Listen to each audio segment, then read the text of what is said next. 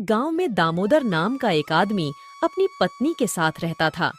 वह बहुत गरीब थे। कभी कभी उन्हें भूखे ही सो जाना पड़ता था। इतना होने पर भी दामोदर की पत्नी सुनीता उसे हमेशा समझाती। कभी तो अच्छे दिन लौटेंगे, अभी तो हमारे शरीर में शक्ति है। पत्नी की इन बातों से दामोदर का हौसला बना रहता। उनके पास एक गाय थी। गरीबी के कारण वे गाय को अच्छी खुराक भी नहीं दे पाते थे, जिससे गाय अधिक दूध नहीं देती थी। जो भी दूध मिलता उसे पीकर अपनी भूख मिटाते। खेती का मौसम आने पर दोनों काम पर निकल पड़ते।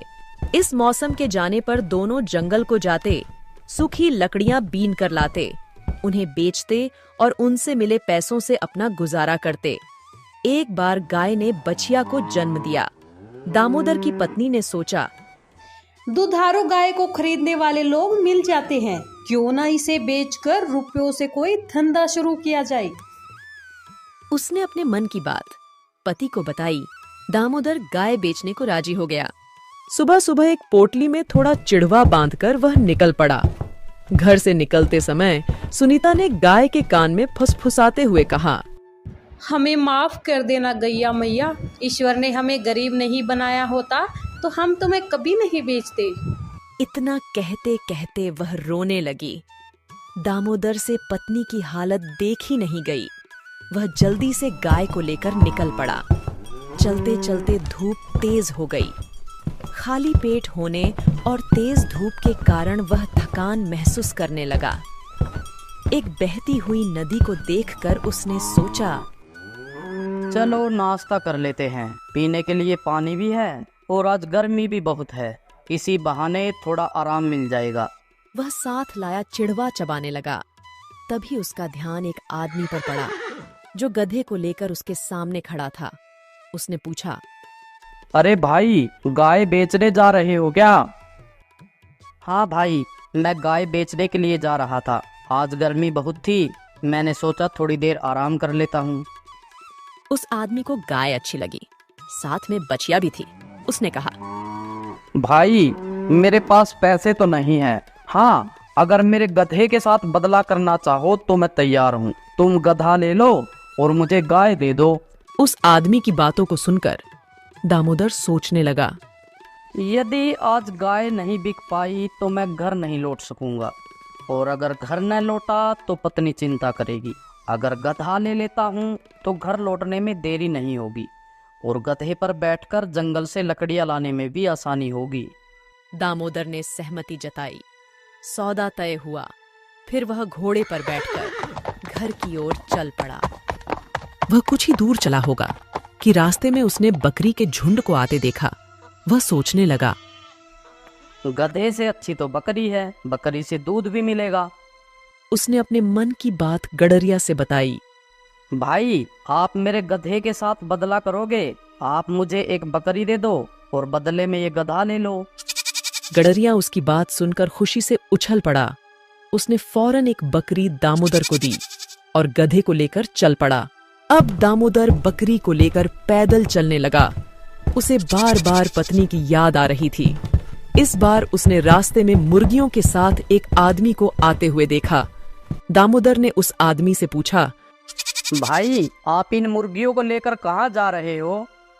उसने कहा, भाई, मैं इन मुर्गियों को बेचने जा रहा था। दामोदर सोचने लगा, मुर्गी तो बकरी से अच्छी रहेगी। हम पति पत्नी को खाने को अंडे तो मिलेंगे ही मिलेंगे, हमारी सब्जी की समस्या भी दूर हो जाएगी, शरीर को ताकत भी मिलेगी। दामोदर ने पूछा, भाई, क्या मेरी इस बकरी से तुम मुर्गी बदलना पसंद करोगे? मुर्गी वाला एक धोखेबाज आदमी था। उसने कहा, भाई, मेरी एक शर्त है, मैं तुम्हें एक बकरी के बदले में एक मुर्गी दे सकता हूँ। दामोदर बकरी के बदले एक मुर्गी लेने के लिए तैयार हो गया। दोनों में सौदा तय हुआ। दामोदर मुर्गी को लेकर घर की ओर बढ़ने लगा। दिन ढलता जा रहा था। दामोदर को घर पहुंचने की जल्दी हो रही थी। भूख के मारे उसके पेट में चूहे दौड़ रहे थे। तभी रास्ते में उसे एक ढाबा दिखाई दिया जहां पर रोटियां बन रही थीं। साथ ही दाल के तड़के की खुशबू से दामोदर के मुंह में पानी आने लगा। उसने सामने ढाबे के मालिक रामू को पाया। वो उससे कहने लगा, मुझे बहुत जोर की भूख लगी है, मैं रोटी खाना चाहता हूँ, लेकिन मेरे पास पैसे नहीं है। रामू बोला, अगर तेरे पास पैसे नहीं है तो मैं क्या करूँ? बिना पैसों के मैं रोटी नहीं दूंगा, तू कोई और जगह इंतजाम कर ले। रामू की बात सुनकर दामोदर बोला, भाई आप ऐसा करो, यह मुर्गी रख लो और मुझे भरपेट खाने को रोटी सब्जी दे दो। रामू सोचने लगा। यह आदमी या तो पागल है या फिर चोर है। वो दामोदर से गुस्से में पूछने लगा, क्यों रे, बता यह मुर्गी कहाँ से चुरा कर लाया है? दामोदर ने कहा, नहीं तो इसे मैंने उस आदमी से बदला है जो बकरी लेकर जा रहा था। मेरी बातों पर भरोसा न हो तो उस आदमी को बुलाकर पूछ लीजिए। रामू को विश्वास हो गया कि मुर्गी चोरी की नहीं है। फिर उसने पूछा, चलो मैं तुझ पर भरोसा करता हूँ, लेकिन मुझे एक बात समझ नहीं आई, तुमने बकरी के साथ मुर्गी बदलने का सस्ता सौदा क्यों किया? दामोदर ने उसे पूरी कथा बताई। यह सुनकर रामू बोला, चलो ठीक है, रोटी तो तुझे मिलेगी, लेकिन मुझे तुम पर तरस भी आ रहा है। आज तेरी खैर नहीं है, तेरी पत्नी तेरी बातों को सुनकर तुझे घर में घुसने नहीं देगी। रामू की बात सुनकर दामोदर बोला, आप मेरी पत्नी को नहीं जानते। मेरी पत्नी अनपढ़ जरूर है, लेकिन है बहुत समझदार। मेरे इस सौदे पर वह भी नाराज नहीं होगी। रामू ने कहा, ऐसी बात है, चलो शर्त लगाते हैं। दामोदर ने कहा, ठीक है, पर शर्त क्या होगी? रामू बोला, चलो तुम ही बता दो। दामोदर गरीब था, उसके पास देने के लिए तो कुछ था नहीं। उसने कहा, अगर मैं शर्त हार गया तो खाली हाथ वापस लौट आऊंगा और जिंदगी भर आपकी नौकरी करूंगा, लेकिन अगर आप शर्त हार गए तो? रामू ने कहा, अगर मैं शर्त हार गया तो तुम्हें गाय, गधा, बकरी और मुर्गी की पूरी कीमत दूंगा। दामोदर कहने लगा, सेठ जी मुझे शर्त मंजूर है, लो इस मुर्गी को पकड़ो और मुझे खाने के लिए दाल रोटी दो। दामोदर जब रोटी खाने लगा तो रामू ने कहा, भाई मैं भी तेरे साथ चलूंगा, क्योंकि मुझे तेरी पत्नी के धैर्य की परीक्षा लेनी है। दामोदर ढाबे के मालिक को लेकर चलने को तैयार हो गया। दोनों को घर पहुंचते पहुंचते अंधेरा हो चुका था। दामोदर पत्नी को आवाज देते हुए घर के अंदर घुस गया। रामू बाहर खड़ा होकर उनकी बातें सुनने लगा। दामोदर को कमरे में आते देख उसकी पत्नी ने कहा, चलो अच्छा हुआ, रात होने से पहले ही आप वापस आ गए। गाय कितने में बिकी? दामोदर ने कहा, गाय तो मैंने बेच दी, मगर पैसे हाथ नहीं आए। उसके बदले मुझे एक गधा लेना पड़ा। उसकी पत्नी बोली, चलो कोई बात नहीं, अब तुम्हें लकड़ी लाने जंगल तक पैदल नहीं चलना पड़ेगा, लकड़ी भी गधे पर ढो सकते हो। दामोदर ने कहा, यही सोचकर तो मैंने सौदा तय किया था, लेकिन रास्ते में एक घटना हो गई जिसके कारण गधा भी हाथ से निकल गया। उसकी पत्नी बोली, कोई बात नहीं, तुम्हें चोट तो नहीं आई? दामोदर ने कहा, नहीं नहीं, इस प्रकार की कोई घटना नहीं हुई। रास्ते में घर लौटते हुए गधे के बदले एक बकरी लेनी पड़ी, यह सोचकर कि गाय के न होने पर भी हमें दूध की कमी नहीं होगी। उसकी पत्नी बोली, हाँ यह तो तुमने अच्छा सोचा, चलो अब दूध की परेशानी तो नहीं रहेगी। दामोदर ने कहा, लेकिन भाग्य को यह भी मंजूर नहीं था। रास्ते में मैंने उसके बदले यह सोचकर एक मुर्गी ली कि उससे रोज अंडे मिलेंगे, अंडों से चूजे निकलेंगे, इन्हें बेचकर हम धन भी कमाएंगे और कभी कभी अंडे भी खाने को मिलेंगे। उसकी पत्नी बोली, यह भी बहुत अच्छा सोचा, मुझे भी बहुत दिनों से मुर्गी पालने की इच्छा हो रही थी, कहाँ है मुर्गी? दामोदर ने कहा, लेकिन भाग्यवान मुर्गी भी हाथ से निकल गई। दामोदर की पत्नी ने हंसते हुए पूछा, कैसे? दामोदर ने कहा, वो हुआ कुछ यूं कि सुबह से मैं भूखा था, रास्ते में एक ढाबा मिला, खाने की खुशबू से मेरे पेट में चूहे दौड़ने लगे, मैं अपने आप को रोक नहीं सका, मुर्गी के बदले मैंने ढाबे पर भरपेट रोटियां खाई। दामोदर की पत्नी ने कहा, मेरे लिए यह कितनी खुशी की बात है कि तुमने कई दिनों बाद भरपेट रोटियां खाई। तुम स्वस्थ और कुशल रहते हो तो हम लोग कमाते रहेंगे और कभी मुर्गी भी खरीद कर पाल लेंगे। चलो मुंह हाथ धो लो। दामोदर ने रामू को अंदर आने के लिए कहा। रामू दामोदर की पत्नी की समझदारी और सहनशील स्वभाव की प्रशंसा करते हुए बोला, बहन जी, आप एक बात बताओ, आपके पति ने इतनी बड़ी बेवकूफी की, फिर भी आपको उस पर गुस्सा नहीं आया?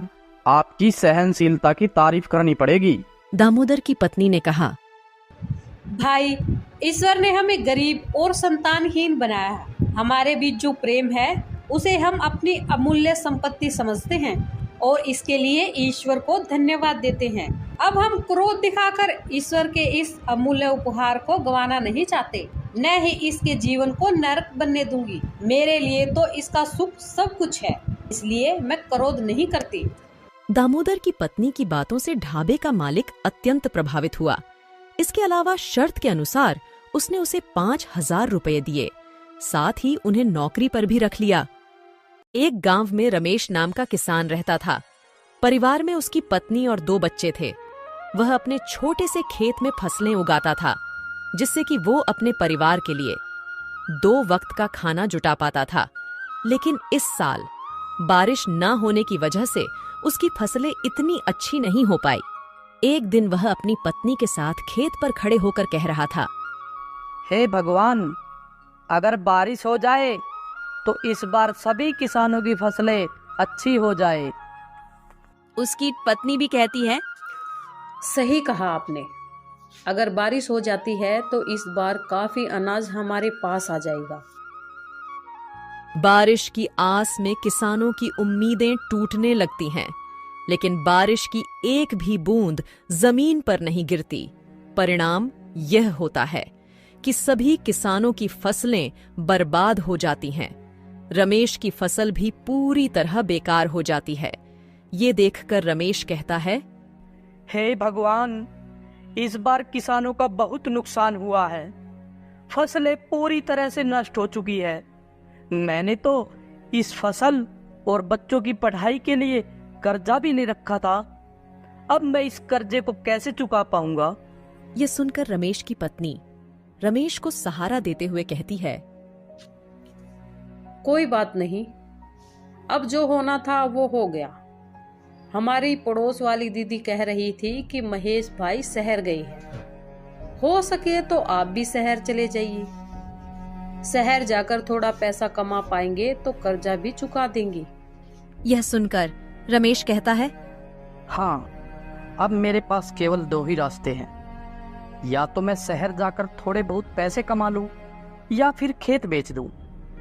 लेकिन मैं खेत बेचना नहीं चाहता, क्योंकि हमारे पालन पोषण का यही एकमात्र सहारा है।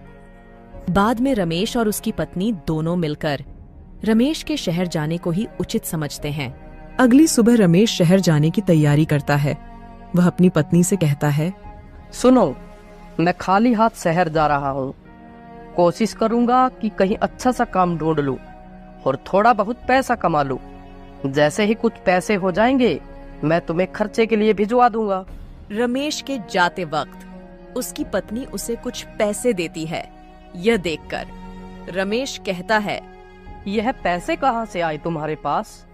रमेश की पत्नी कहती है, मैंने थोड़ा थोड़ा करके ये पैसा जमा किए थे अपने बुरे वक्त के लिए। अब शायद इनका सही वक्त आ चुका है।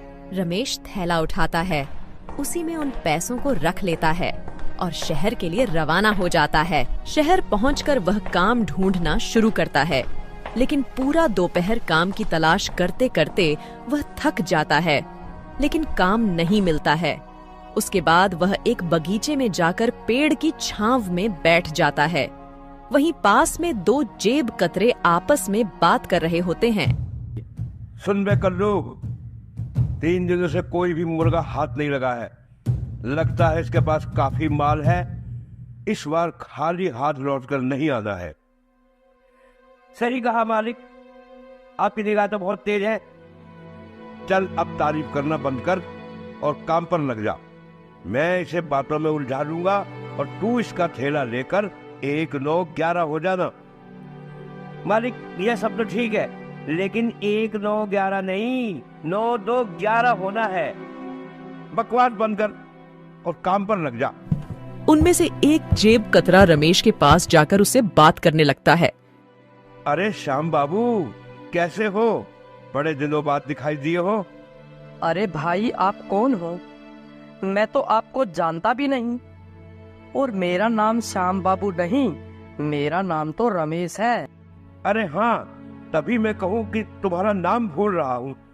अच्छा, और बताओ क्या हाल है? अरे क्या बताऊं भाई, गांव से शहर आया हूँ काम की तलाश में, लेकिन काम मिल नहीं रहा। अगर आप मुझे जानते हो तो मेरे लिए कोई काम ही बता दो। इन दोनों की बातचीत हो ही रही थी, तभी कल्लू रमेश का थैला लेकर 9-2-11 हो जाता है। पहला झेब कतरा कहता है, अरे भाई, लगता है पहचानने में गलती हो गई। चलो मैं चलता हूँ। अजीब लोग हैं शहर की, पहले खुद ही जान पहचान का दिखावा करते हैं और बाद में खुद ही अनदेखा करने लगते हैं। इतने में रमेश की नजर अपने थैले की ओर पड़ती है, लेकिन वहां पर थैला न देखकर वह काफी निराश हो जाता है और कहने लगता है, शहर के लोग तो बड़े ही दयाहीन हैं। मैं तो सोचता था शहर के लोगों का बड़ा दिल होता है, लेकिन यहाँ तो दिल है ही नहीं किसी के पास। गरीब के थैले को भी नहीं छोड़ते। वह भगवान से प्रार्थना करता है कि वही उसकी मदद करें। इतने में रमेश के पीछे से एक दर्द भरी आवाज आती है, बचाओ बचाओ। रमेश उस आवाज को सुनता है और देखता है कि वहां एक घायल व्यक्ति जमीन पर नीचे पड़ा हुआ है। उसके आसपास से लोग गुजर रहे हैं, लेकिन कोई भी उसे सहारा नहीं दे रहा है। रमेश उसकी घायल स्थिति को देखकर तुरंत हॉस्पिटल ले जाने का इंतजाम करता है। हॉस्पिटल ले जाकर वह डॉक्टर से बात करता है। डॉक्टर साहब, जरा इन्हें देखिए, यह बहुत घायल है और दर्द के मारे तड़प रहे हैं। डॉक्टर उस व्यक्ति की हालत देखता है और कहता है, तुरंत इलाज शुरू करना होगा। इसके लिए तुम्हें कुछ पैसे काउंटर पर जमा करने होंगे। ये सुनकर रमेश आश्चर्य में पड़ जाता है और डॉक्टर से कहता है, डॉक्टर साहब, आज ही सुबह मैं शहर आया हूँ काम की तलाश में, लेकिन काम तो मुझे मिला नहीं। ऊपर से मेरा बैग भी किसी ने चुरा लिया है। डॉक्टर उस व्यक्ति का तुरंत इलाज शुरू कर देते हैं और कुछ समय बाद बाहर निकलते हैं। तभी रमेश अपनी जेब से एक पर्स निकालता है, जो उसे घायल व्यक्ति को हॉस्पिटल लाते हुए उसकी जेब से गिरते हुए मिल गया था। वह उसे डॉक्टर को दिखाते हुए कहता है, ये लीजिए डॉक्टर साहब, ये इन्हीं का पर्स है। मैंने तो इसे खोला भी नहीं है, देख लीजिए, शायद इसमें कुछ पैसे हो। डॉक्टर उस पर्स को चेक करता है तो उसमें बहुत सारे आईडी कार्ड और क्रेडिट कार्ड होते हैं। जब डॉक्टर उनकी आईडी कार्ड को चेक करता है तो उसे पता चलता है कि यह तो शहर के सबसे अमीर आदमी है। वो तुरंत रमेश से कहता है, अच्छा हुआ जो तुम इन्हें हॉस्पिटल लेकर आ गए। तुम जानते हो, ये शहर के सबसे बड़े आदमी हैं। मुझे नहीं पता डॉक्टर साहब, मैंने तो अपना फर्ज निभाया है। डॉक्टर रमेश को शाबाशी देता है और कहता है, कल सुबह इन्हें होश आ जाएगा। तुम कल सुबह आकर इनसे मिल सकते हो। रमेश रात भर उस गार्डन में ही सोता है और सुबह होते ही वह हॉस्पिटल वापस आ जाता है और डॉक्टर से पूछता है, डॉक्टर साहब, अब इनकी तबीयत कैसी है? डॉक्टर कहता है, हाँ, अब बिल्कुल ठीक है, तुम इनसे मिल सकते हो। डॉक्टर उस व्यक्ति से रमेश का परिचय कराते हुए कहता है, यह रमेश जी हैं। इन्होंने ही आपकी जान बचाई है। घायल अवस्था में यही आपको हॉस्पिटल लेकर आए थे। यह सुनकर अशोक जी कहते हैं, धन्यवाद मेरी जान बचाने के लिए। तुम कौन हो और क्या करते हो? तभी रमेश कहता है, मैं गांव से शहर आया हूँ एक अच्छे से काम की तलाश में, लेकिन अभी तक मुझे कोई भी काम नहीं मिला है। मेरे ऊपर कर्ज है, मैं उस कर्ज से मुक्त होना चाहता हूँ, इसलिए मैं शहर पैसे कमाने के लिए आया हूँ। अशोक जी ये सोचकर हैरान हो जाते हैं कि यह व्यक्ति इतनी परेशानी में होते हुए भी मुझे हॉस्पिटल लेकर आया। वह कहते हैं, मुझे ये जानकर बहुत अच्छा लगा कि इस समय भी तुम जैसा अच्छा और ईमानदार इंसान है। एक काम करना, कल मेरी छुट्टी है तो तुम कल सुबह ठीक इसी समय आना। मेरे पास तुम्हारे लिए काफी अच्छा काम है। रमेश शुक्रिया अदा करते हुए वहां से चला जाता है। अगले दिन ठीक उसी समय हॉस्पिटल पहुंचता है। हॉस्पिटल से वे दोनों अशोक जी के घर के लिए रवाना हो जाते हैं। घर में प्रवेश करते वक्त रमेश उनके बड़े से महल और बड़ी बड़ी गाड़ियां देखकर हैरान रह जाता है और सोचता है कि यह व्यक्ति कितने अमीर होंगे। रमेश अंदर जाकर सोफे पर बैठ जाता है। तभी अशोक जी नौकर से उसके लिए पानी और खाने के लिए कुछ लाने को कहते हैं। अशोक जी कहते हैं, रमेश, तुम कुछ खा पी लो, मैं 15 मिनट में आता हूँ। कुछ देर बाद अशोक जी आते हैं और कहते हैं, रमेश, शहर के बाहर मेरी एक बड़ी फैक्ट्री है जिसमें खेती से जुड़े उत्पाद बनाए जाते हैं। खाने पीने का कोई झंझट नहीं है। वहाँ पर तुम्हें खाने पीने को सब मिलेगा, रहने को घर मिलेगा। अगर तुम सहमत हो तो तुम इस काम को कर सकते हो। रमेश कहता है, यह तो मेरे लिए बहुत ही अच्छी बात है। वैसे भी मैं एक किसान हूँ। खेती बाड़ी के बारे में मुझे बहुत अच्छे से पता है। मैं इस काम को अच्छे से कर पाऊंगा। अशोक जी कहते हैं, तुम चाहो तो अपने परिवार को भी यहाँ लाकर रह सकते हो। अशोक जी रमेश को कुछ पैसे देते हैं जिससे वह अपने कर्ज को चुका पाए।